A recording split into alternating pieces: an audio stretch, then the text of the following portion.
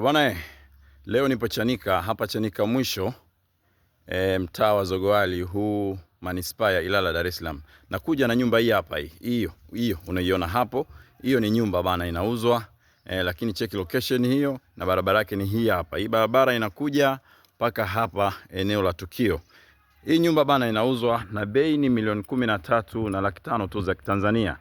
Unajipatia nyumba hii yenye sifa ya vyumba vitatu vya kulala, sitting room, public toilet ya ndani, na ndani mote amlisha piga gypsum. Ndani kuna gypsum. Kiwanja chake bwana kwa mbele sio kikubwa, kinaishia hapo kwenye hiyo beacon kama jinsi unavyoona kwenda huku.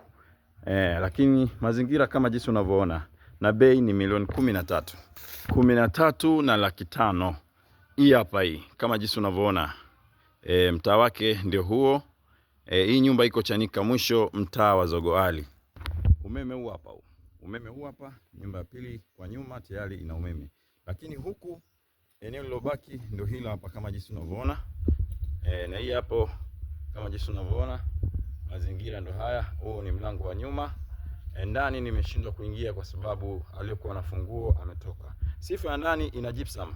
Nyumba yote ina gypsum. Tayari imepigwa chokaa ndani mote. Na bei ni milioni 13,500,000. Tunaweza tukawasiliana kupitia namba hizo unazoziona hapo ili uweze kunifikia hapa. Kimfaacho mtu ni chake, ndugu yangu. Kimfaacho mtu ni chake. Kama jinsi unavyoona, kimfaacho mtu ni chake. Na nyumba ndio hii hapa. Ina vyumba vitatu, ina sitting room, ina public toilet.